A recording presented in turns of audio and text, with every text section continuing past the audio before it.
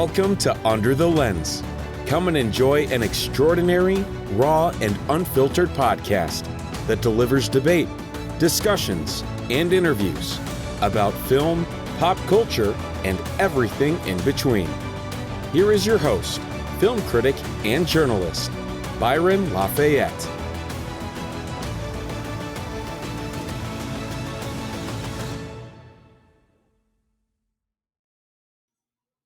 Hey all, and welcome to Under the Lens. Today we're going to be doing a discussion on 2016's The Legend of Tarzan. This is kind of a special film for me, one that I enjoyed a lot, so I'm looking forward to chatting about it. And to help me discuss this film and kind of break down a few of its themes and just kind of what we liked and what we didn't like about it, I have a friend of the show coming on here, my friend JB Huffman. So welcome, JB. What's up, man? Glad to be here. And yeah, this is going to be a fun film, I think, because just kind of peeking at your letterbox for it, I get a little bit of an idea of how you feel about the movie, and so I think we're on a very similar wavelength. So I think this is going to be a fun discussion. So a little bit of background on this movie. As I said, it came out in 2016. And it is based on the best-selling book series that released in the early 20th century. What's kind of interesting is that Tarzan himself he's kind of referred to a little bit as kind of the first superhero almost. In the book, he has like the strength of 30 men, and he fights apes one-on-one and normally wins, and he's basically everything you think of when you think of almost kind of like a Superman or a Batman. He was kind of that back then, but in like this kind of colonial jungle setting kind of. And I remember I was surprised when I heard that there was a new film coming out. And apparently the movie had been stuck in development hell for quite a long time, that it was supposed to come out somewhere around, I think, like 2005. And there was so many people attached to it. There was like Guillermo del Toro at one point was going to be directing it. But then he ended up dropping out. And so there was a bunch of this stuff going on. And so it finally all came together in 2016. And I remember in the lead up to this movie, actually, there was a lot of like negative press for it that was coming out. Like, originally it was greenlit for a budget of 90 million, and then Deadline had a anonymous source who claimed that the budget had ballooned to 190 million. No one knows for sure if that's true, because the studio never confirmed it. So we have no idea. I think looking at the movie, we can kind of tell that the budget is definitely more than 90 million. But I'm not 100% sure I buy that almost $200 million amount, and that's probably something we'll discuss a little bit later. But the film was slated to open to around 15 to 19 million. They were already calling it a bomb when it came out, and that it was going to be this huge loss for the studio. But then, miracle of all miracles happened. It released some great trailers. There were some trailers that came out that I remember when I first saw that trailer, I was like, man, this actually looks like a good movie. Like, this looks like it might be great. And it opened to $38 million. So it opened to way larger than they were all predicting.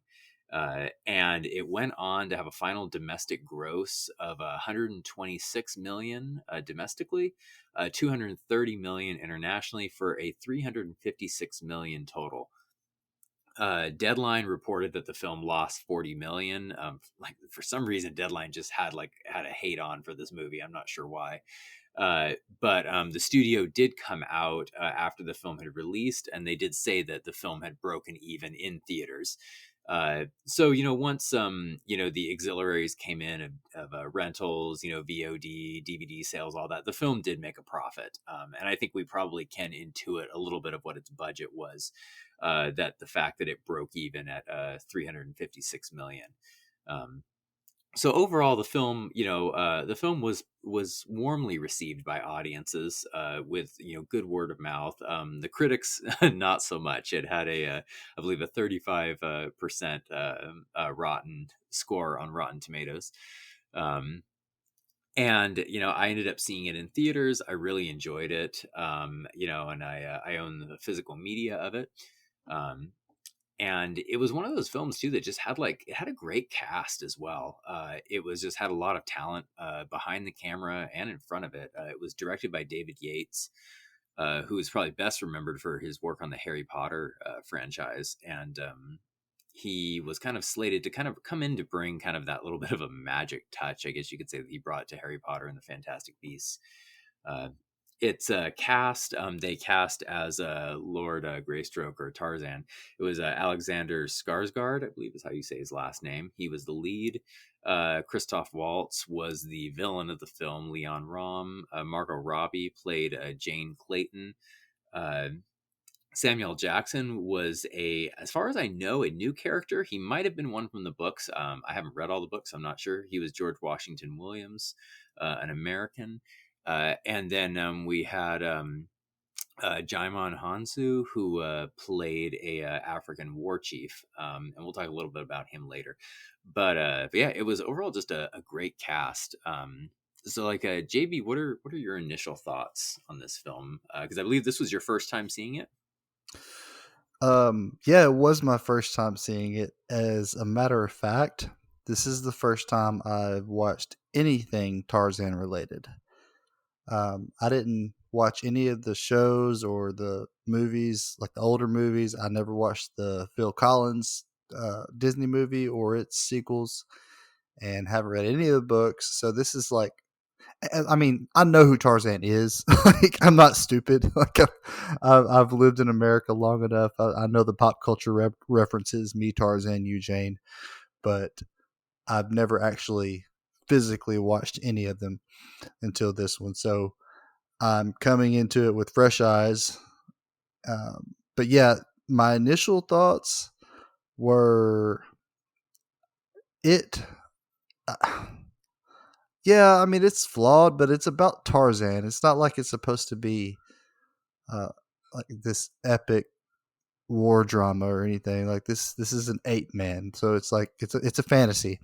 So I don't really care about the flaws in it, but I really enjoyed the historical aspect, and I looked it up. That Leon Rom character is actually a real person, who was a Belgian soldier and colonial official between like in the late 1800s and early 1900s. Well, that's fascinating. I did not know that. That's really interesting.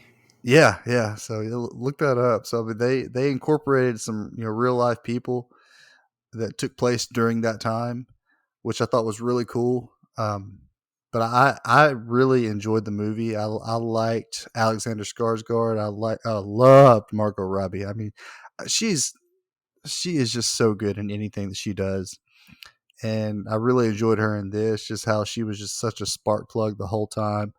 And he wanted her to stay home, and she's like, no, I'm going with her without you. You know what I mean? It was just like, and then at one point that when she says to Christoph Waltz, she said, "You do know that the right side of your mustache is just a little lower than the left." I was rolling on the floor when she said that. I loved how sassy she was throughout the whole film. Yes, very much. But yeah, their relationship was really cool. Me being the manly movies, manly moment kind of guy, I really clung to the fact that whenever Jane was in trouble and was screaming, he could hear her from clear, like, must have been miles and miles away by how long it took him to get there. But as soon as he heard her, like, he dropped everything and just took off after her, swinging through the vines all the way through. And during that scene, that's when I was like, okay, this is the Tarzan that I wanted to see.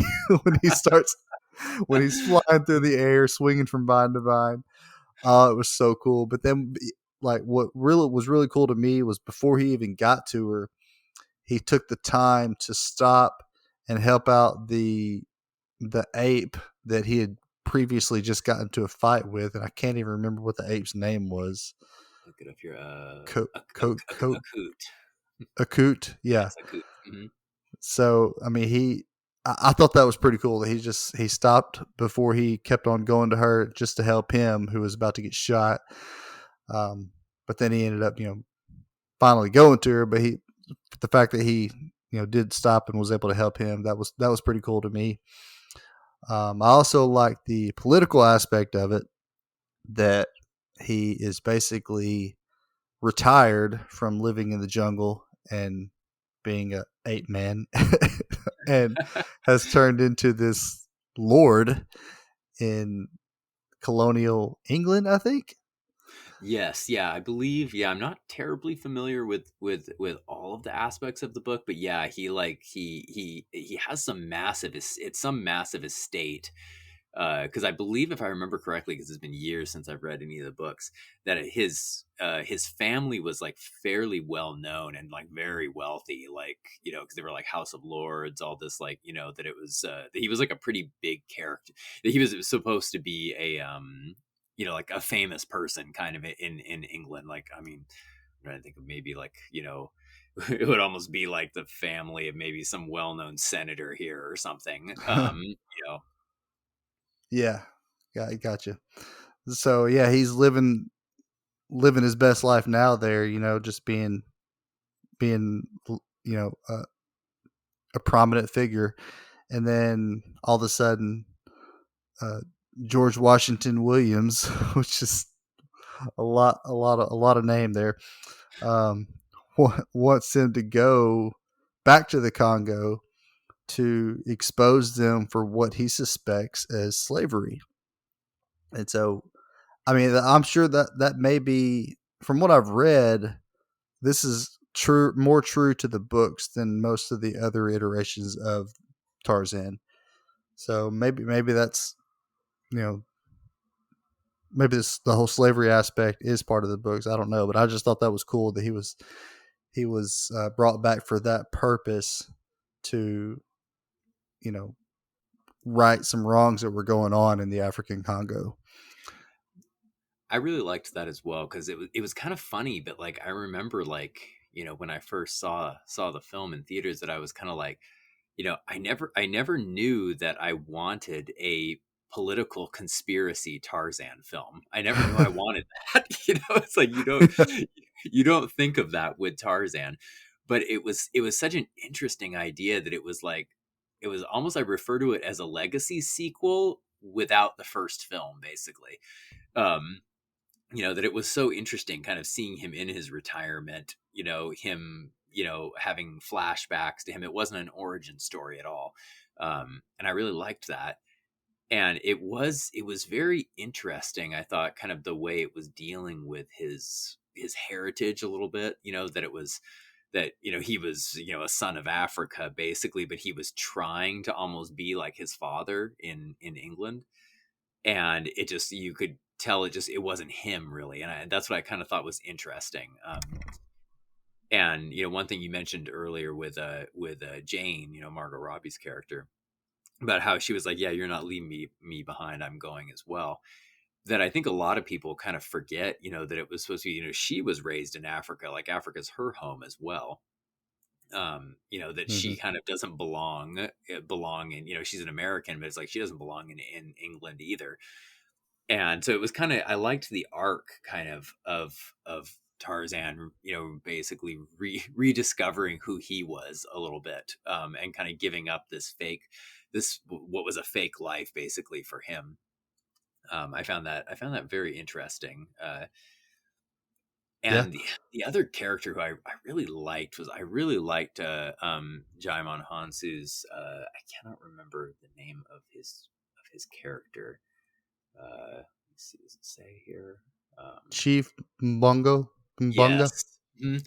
That, he wasn't, they kind of played up his role in the trailers, I remember, a little bit more than he actually was in the movie. He wasn't in the movie too much.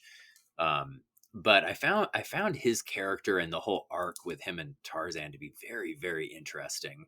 And also too, I just felt like, with his physicality in the role and everything, I was like, oh man, if this was 10 years ago, he would have been a fantastic Black Panther for Marvel. I was just like, man, just like kind of seeing him fight in those scenes. I was like, oh man, it's like, if he was a little bit younger, I think he would have been a solid casting for that. And then I ended up discovering he actually did the voice for Black Panther in a Marvel miniseries, animated Hmm. miniseries, which was interesting. Um, but I really liked, and I didn't expect them to take Tarzan on the whole arc of like almost like of honor of him going from almost like animal to man, of how he killed the chief's son, because he didn't know who he was, and he said, I had none, when he asked, where was your honor. I thought that was a very interesting arc that they took him on that I didn't expect. What did Hmm. you think about that? Yeah, that was something like, yeah, that was, I definitely didn't expect that either, because usually when, with movies like this, especially with fantasy, you have a protagonist and an antagonist. You have, and the good guy is usually always good and doesn't have any kind of um, nuance, so to say. But with this character, he, he's done some things that aren't so great in the past, and he's saying he has no honor, and I'm assuming that's just in reference to what he's done, with his brother and everything, or with his son, excuse me. Um, I mean, or maybe the past, the way when he lived in the Congo before, he may have done a lot of things that weren't necessarily kosher, and that's why he wanted to leave and get away from it all. So I mean, I don't know, that's something to be explored, and I mean, I don't know if they're even in talks of exploring this universe anymore, considering the negative reviews it got. Um, I don't know. Have you heard anything about that? I know that the writers had been casually talking about a sequel. I know when before the film came out, and I've been a little surprised, honestly, that they didn't move forward with anything, or haven't said that they are going to move forward with anything yet. Um, because the film, I mean, the film overperformed at theaters. I mean, like I said, it was meant to open very flat at like 15 million, and to almost a 40 million opener, and the way it legged out. That like even at the point, if the film didn't make a huge amount of money in theaters, if it was only a break even type thing, I think there was definitely a possibility for a breakout sequel.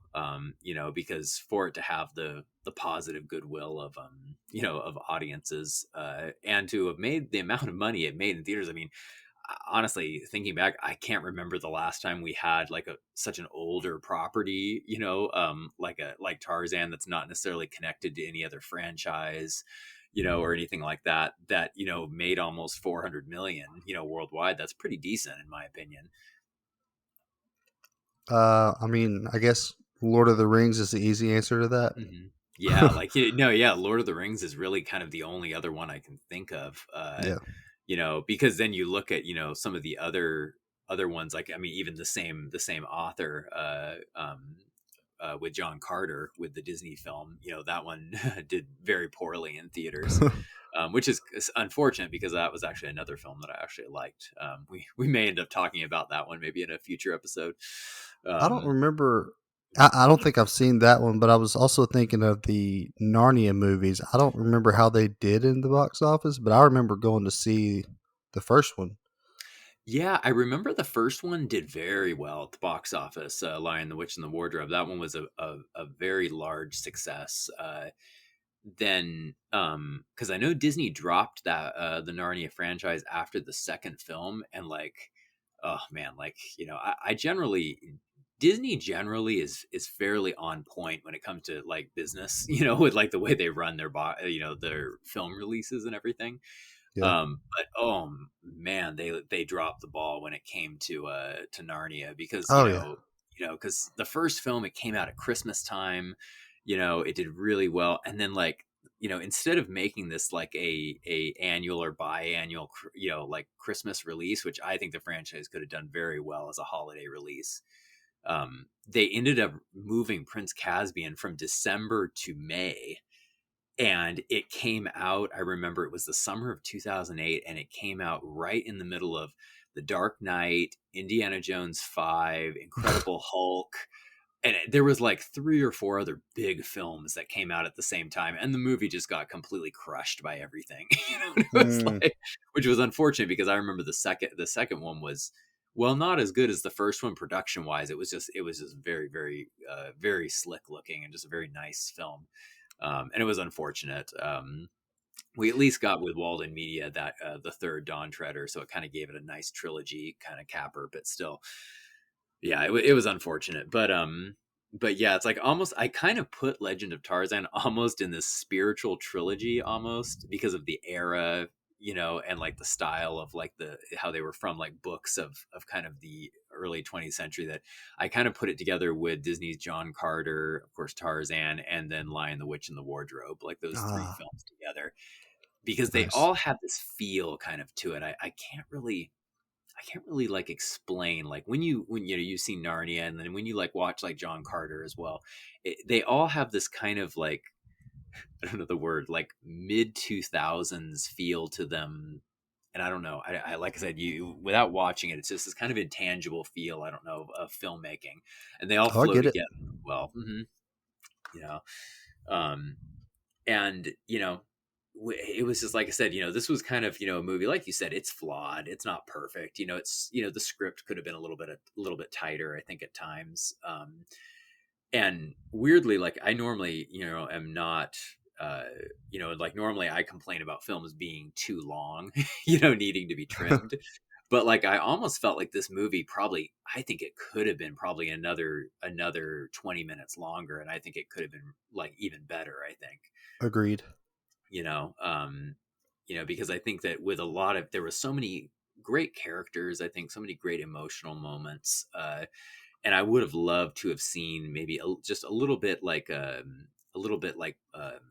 stretched out a little bit, because I'm getting memories of these different scenes here because I watched it this afternoon. Like one scene that I really liked that I would have liked to have seen explored later on was when he first meets the lions, when he comes in, and she says, oh, he knew them since they were cubs. I would have liked to have explored, I think, a little bit more of his connection to the jungle a little bit, because you kind of see at the end, he goes full superhero mode. Oh yeah. When he calls in basically all the animals of the jungle, and I would have Mhm. loved to have seen that be explored a little bit more. But one scene I think in particular, though, that I'd like to talk about is it was probably, I would say, it was the main hook of the trailers that I think got a lot of people to go in and see, and that was really the duel with his brother, Akut, the gorilla. I think he's a gorilla. When they're first going back to the kingdom, and he has to fight him one-on-one. I loved that fight scene. I thought it was really well filmed, and I thought it was kind of interesting. They brought a little bit of humor in there, to kind of like keep it so that it wasn't horrifying. Uh, Yeah. but I loved that slow motion, scene when it has them both in the air lunging at each other and stuff. And That was so cool. it was so cool. I loved it. Oh, yeah, it was just like, and what I kind of liked, was that they kept it semi-realistic in the sense that, of course, he wasn't going to win one-on-one with the fight, but I liked that he actually still was able to kind of go toe to toe with him a little bit. Yeah. That was I mean, he was the best thing he was doing was kind of getting out of his way, like, or like kind of running from him a little bit and using his speed and agility. So that was the only way that he could hold his own, and that the fact that they showed it that way, it was more realistic. So Exactly, yeah, because I liked that they had that, of course, that he was stronger than normal people in it, of course, and it was showing that he had kind of that superhero strength a little bit, but they did keep it grounded, that it wasn't, it didn't go into high fantasy, I think is the word that we can use, that it had kind of that more grounded fantasy feel to it, yeah, which is what I liked. Uh, But yeah, it was just there was a few great standout scenes. I would say like the cinematography, I felt like, with, and especially with David Yates directing, was way better than it had any right to be at certain points Yeah. for a Tarzan movie. Uh-huh. And Um, and I wonder, you had mentioned about how it could have been longer. I'm wondering if there's like a director's cut out there. I feel like, honestly, I feel like there is, because I I there was some, I remember there was some in some of the cast interviews, there was mentions of extended scenes, and there was mentions of a longer cut. They didn't specifically say there was a director's cut, but I feel like there was, because um and I don't have any I don't have any full evidence of this, but I almost am wondering if if possibly originally, when they were kind of filming some of, or not like actually filming, but in like the draft phase when they were scripting it, if it was meant to be rated R at first. I'm not 100% sure about that. Hmm. Um, because they had talked a little bit about some of the violence in some of the interviews, and then like Margot Robbie had actually mentioned that there was a sex scene that was cut from it, between Oh. her and Tarzan, and they didn't really have that in the movie, and um, so I'm not sure, and so I feel like, I think there was some extra stuff that was cut from it, and I feel that way, especially towards the end, um, because I want to say I felt like the transition between, I want to say it's when Leon Rom's men begin slaughtering all the apes, when Jane runs away from him. That whole scene too was filmed so well. I love that scene where it's showing from the back of Rom walking through the river towards her. That, like I said, that was one of those cinematography moments that I was like, oh man, they did not have to like go all in with these shots, but they did. um, and I feel like I felt like there was more scenes that were cut between that, because the transition from that, act 2.5, into the third act, felt a tad bit rushed, going into the climax, and I felt like there was a few scenes maybe in there that were maybe some quiet moments or something, um because just the nature of this film, being kind of that, romantic adventure epic a little bit. I don't know. I feel like with David Yates, his films also go a little bit long, with Fantastic Beasts. So I would not be surprised if the original cut of this film was maybe 2 hours and 20 minutes or something like that. I don't know. Yeah. You mentioned how the cinematography was better than it should have been. I'm looking at the cinematographer Henry Bram. He's actually done a lot of great work. He did Guardians of the Galaxy 2. He did the Suicide Squad, Natty McPhee, one of the Maleficents, the Golden Compass, which I actually didn't watch that, but I didn't hear it was very good.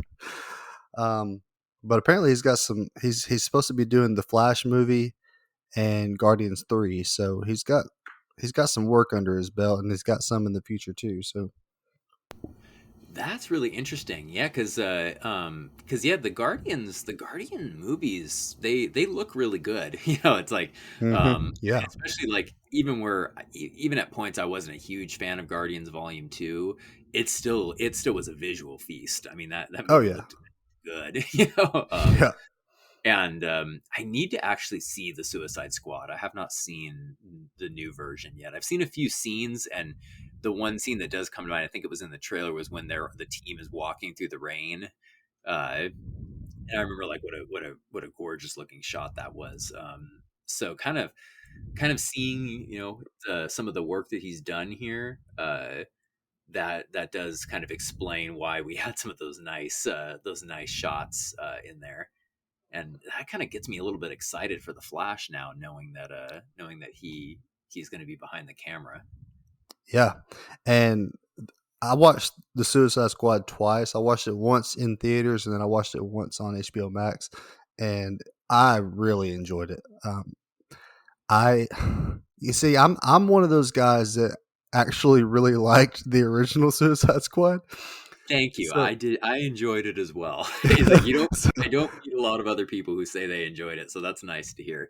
I mean, yeah, I mean it's flawed, but I mean I don't care. Like I really really love Margot Robbie in that role as Harley Quinn, and I love Will Smith as Deadshot, and I really liked their relationship with each other and how they kind of fed off of each other and everything. Like I thought, I mean, of course they've done that's all. I think that's like their second or third movie that they've done together, so they have some Yes. chemistry already. So, Yeah, but because yeah, they did that heist one, Focus. Mhm. Focus, yes, I love that movie. It was great. Um, but yeah, so I mean, I really liked the original, but this one is just with James Gunn directing. It's just like I can't really describe it. It's more fun and it's very the cinematography is beautiful. Like it's very well shot, and it's almost like a Tarantino movie as far as like it's kind of like Tarantino um does a comic book movie because it's very bloody and very outrageous and crazy, but I think it works. I mean, I'll have to check it out now because like I always like, because there was a few friends of mine who didn't like it, and then like I'm not a huge, fan when it comes to gore. I don't necessarily mind it, it depends on the movie and stuff. But generally me and you are on very similar wavelengths when it comes to like films that we like and stuff. So yeah. I'm gonna give it a try and watch it maybe this weekend, and see because if you enjoyed it, I have a feeling maybe I would then as well. And I did watch actually the first episode. I haven't I got like super busy right after, and I need to go back of Peacemaker. I saw the first episode of, and I really liked that first episode. I really liked the series, so I'm looking forward to going back and seeing that. But actually, I'll go back and watch this first. Yeah, because that's where he gets introduced. Yeah, I need to watch that too. I haven't even started it yet. I'm really bad about watching shows. That's why I haven't started it because I know myself. I feel like I'll watch like one or two episodes and then I'll forget about it for like 2 months. So, but I gotta get in that mindset if I want to start it. So It's yeah, because it's kind of funny because like I generally watch more TV than I watch movies. Like I'm a huge like TV show buff. But that being said, I'm kind of like I have my set TV shows that I watch. I watch a huge amount of network TV. And so it's kind of like when streaming shows come on, it sometimes takes me a long time. Like like it took me probably 4 months to watch the whole of The Witcher season 1. And like I've only seen one episode of season 2, and I got to go back. And it's just like sometimes it takes me a while with those streaming shows. mhm. Then Stranger Things came along, and I watched all of that within a couple of days. So, Yeah, that's another one I need to do. oh, yeah, that fourth season, without giving anything away, it's magnificent. It's so So with because it's been like 2 years since the last season came out. yes, yeah. The Do I need to last go back and watch like the last episode, or is it going to be give um kind of a recap or something? I believe, if I remember correctly, I believe Netflix has a recap episode on there of like I think where it's like 5 or 10 minutes that recaps it. Okay, Um, because there is definitely now there is a time jump, I should say. So there is definitely a jump in there between. Uh, that being said, though, it definitely does follow right after that. gotcha. Um, but you know what? I think honestly, like you could probably go onto YouTube, and just like type in season 3 recap and be Yeah, okay because they have a lot of flashbacks, kind of them showing different scenes, of what happened after certain scenes. So I think you'd be okay with a quick little recap. I think you'd be all right. I also could take advantage of that feature that Netflix has, where you can like watch it in like 1.5 or two times speed or whatever. Yeah, where you can speed it up. I might Oh try man, that.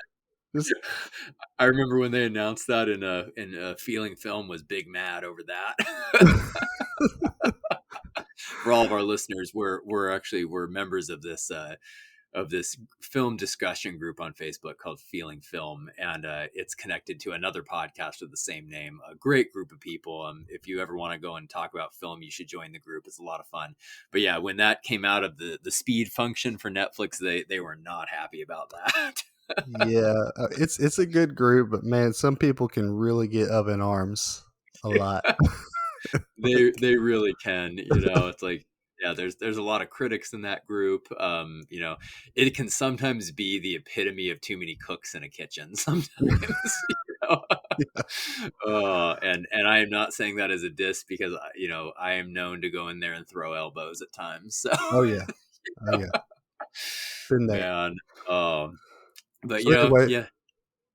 So yeah, so going back to Tarzan, our viewers got a land the nice little. plane. Yeah, and they got a nice little detour into Stranger Things and some other stuff there.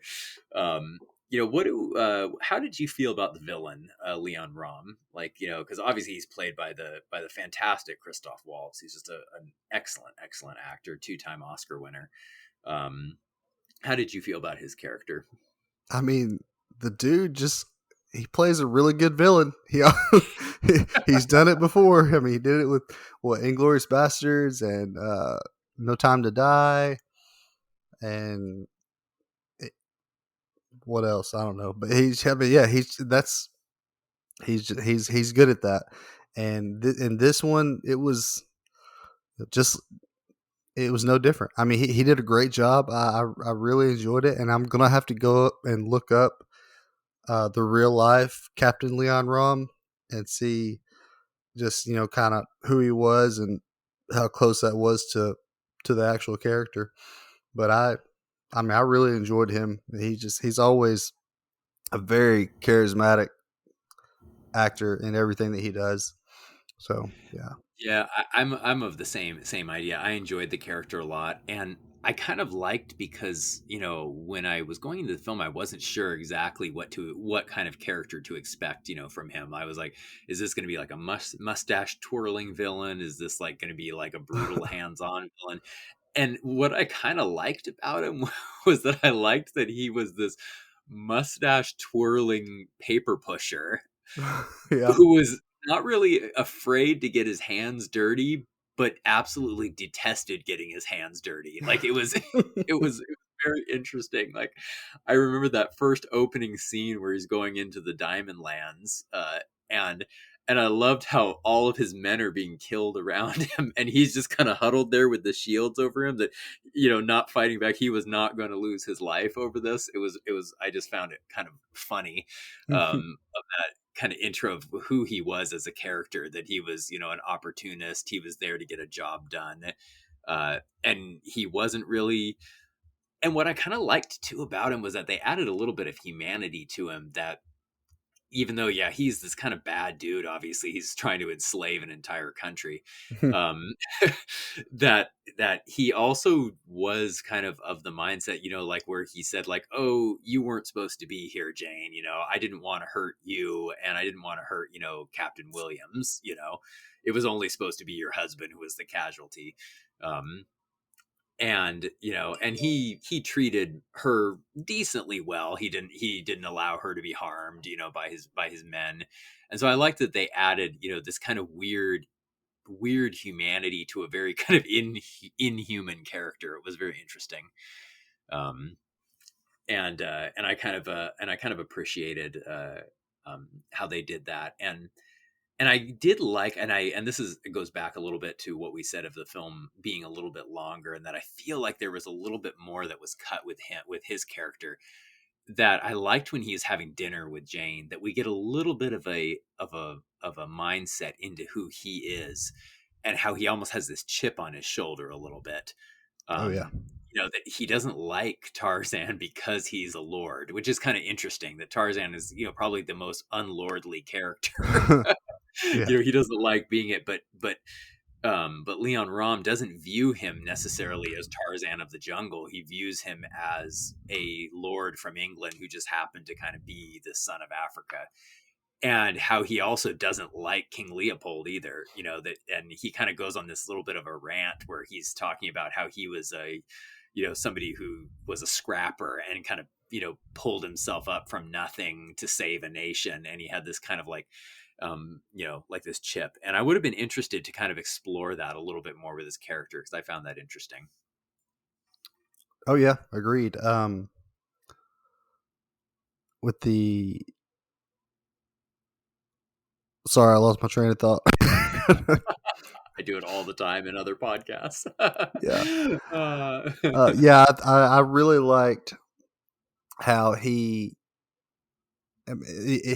like you said, they humanized the character, and with him being jealous of these two other guys who, I mean, let's face it, he probably has more couth than Tarzan, and probably, you know, would fit the role of Lord more than he would, but he's got that inner jealousy because of it, and that we all have. I mean, we all have been, jealous of certain people that get things that we think that we deserve more than they do.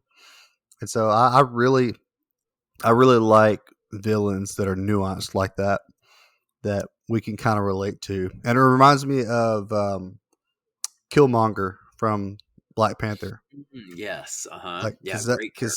because to me, it's easier for me and probably most Americans to relate to Killmonger than uh, T'Challa.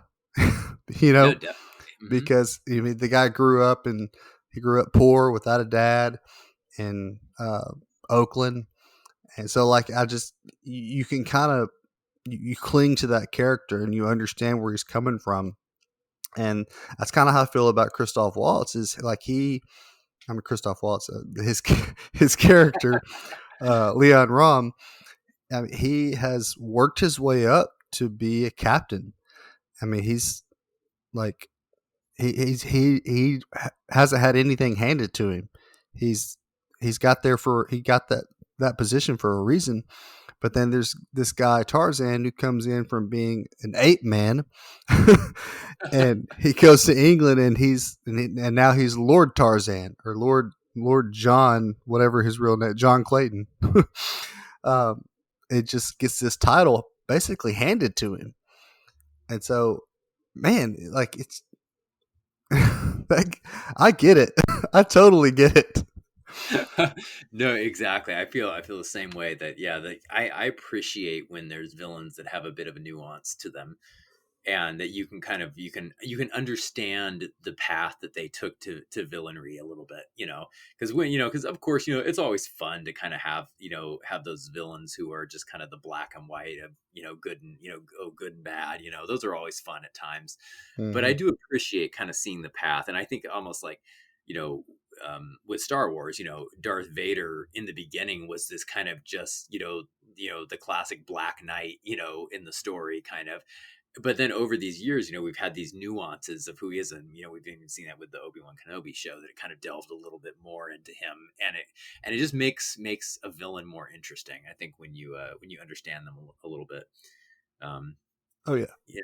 And one of the last things, that I wanted to talk about as well was that, and it was one way that I thought the film handled it well, and I wanted to ask you your opinion, was that, one controversy a little bit, that was going on with this film when it came out, is that the original novels, with it was Edgar Rice Burroughs, and stuff, have been criticized in modern times for, they call it, the white savior, character, and I'm sure most of our listeners are familiar with it, but basically it's kind of, when a character who's, white or something is introduced into another culture, and they end up kind of becoming the savior of that culture, and they're better at everything in that culture than those, than the localized people are. And I can't necessarily think off the top of my head of some classic ideas of that in film.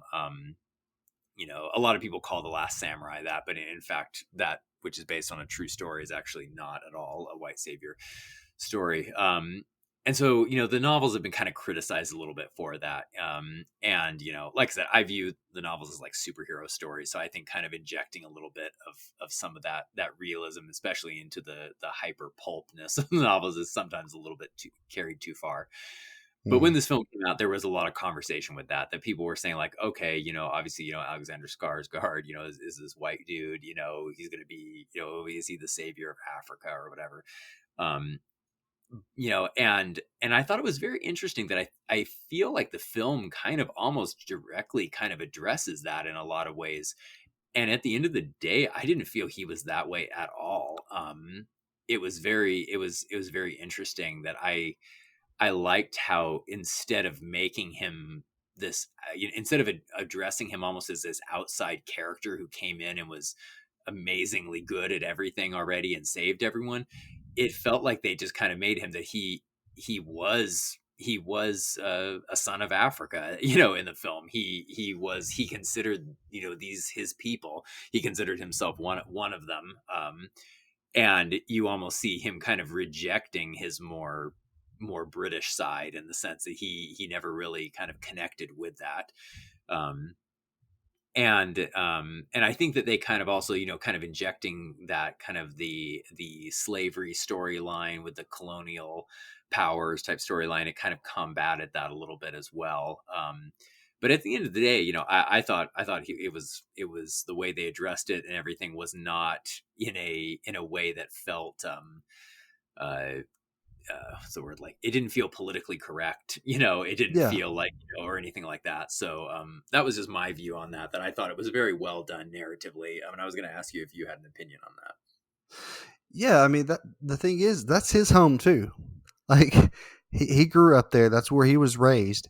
He was raised by apes, and that's what he knew. Like and just to kind of go back, I really liked how this movie didn't have to give you this whole in the beginning, this is how it was, and have this whole narrative going. No, they played the I think they did it in kind of a montage where how he met Jane originally, Yeah, so which I thought was really cool when he was sniffing her. I was laughing. It was so funny because it was accurate, because he was like an animal, but they made Yeah. it funny. It was, it's like, Yeah, because wild man. yeah, he's like, I don't think so, wild man. But no, but like I really like how they showed that, because you see that he was brought, they were both actually from there, that she considers that her home too. That's why she wants to go back. But he was raised in the jungle by primates, apes, whatever you want to call them, gorillas. And so for him to go back to save these people, well, I mean, they're his people. That it's his home, it's his country. So like, it's not like he's coming in as a quote unquote white savior. If anything, he grew up as a beast. Like he's coming in like he was like, that's lower class than anybody. So right, Exactly. An animal, so yeah, exactly. And the fact that he was asked to come, by uh, G.W. Williams, Samuel L. Jackson's character, like he acknowledged that he was part of those people, and you're not just going to ask any lord to go and save all these people. No, you're going to ask somebody who actually has a heart for those people, who would actually want to go, because I mean, that's how he appealed to him. He said, look, these are your people, and they're being enslaved, and that's the only reason he went.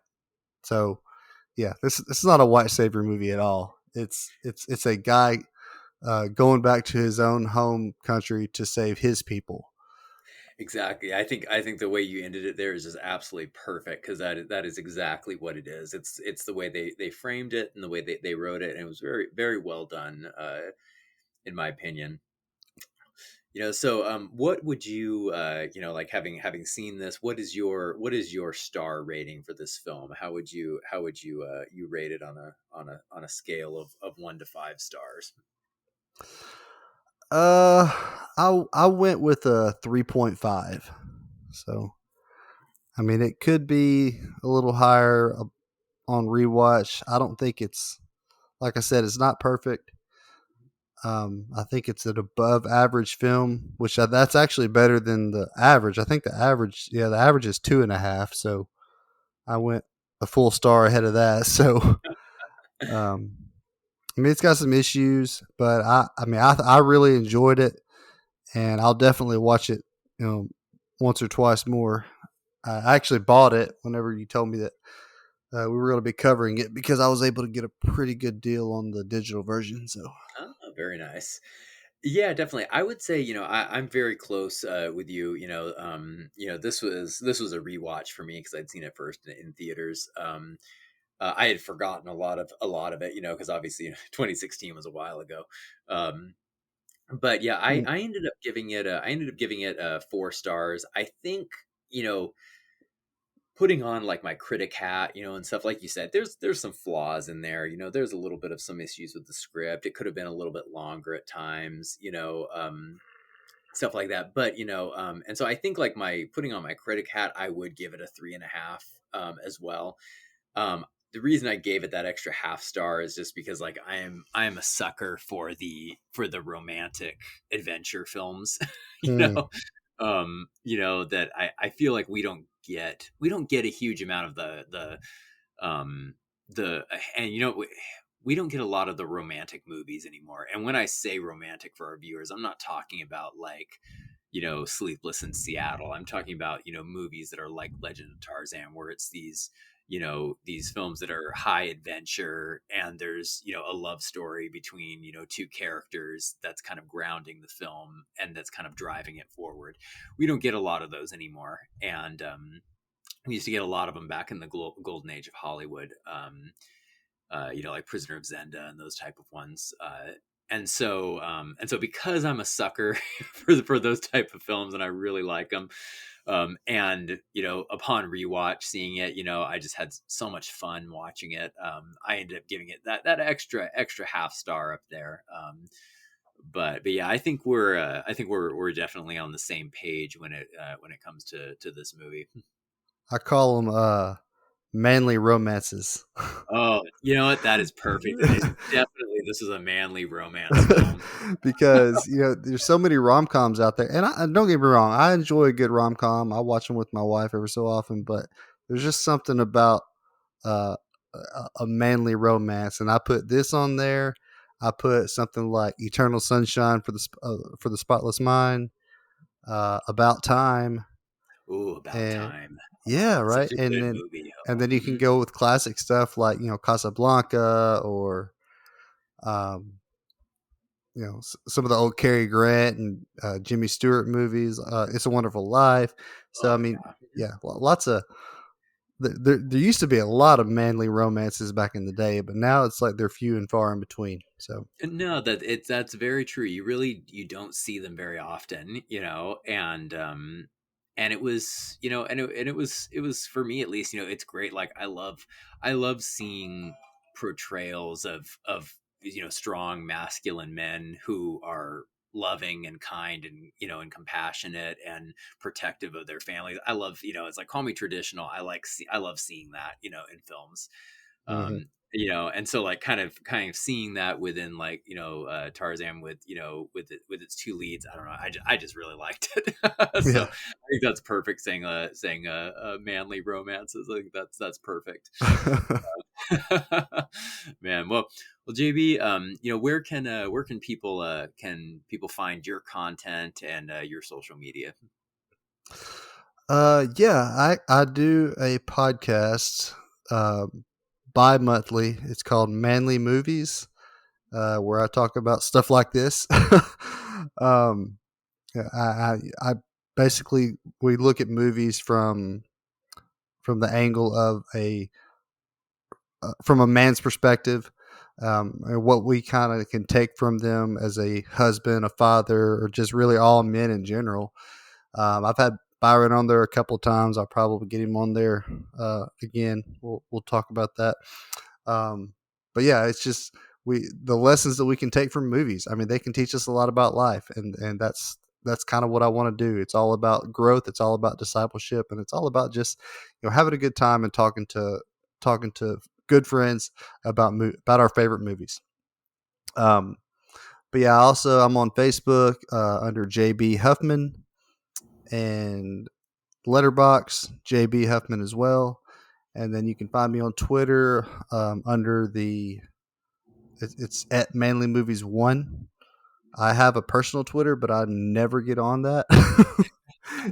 The only time I'm on there is under the Manly Movies podcast, because I'm trying to get that thing going. So, well, definitely everybody check out the Manly Movies podcast. It's a lot of fun. I'm not just saying that because I've been a guest on there a bunch. It's good content, and they delve into some good themes, when it comes to films. So definitely check it out.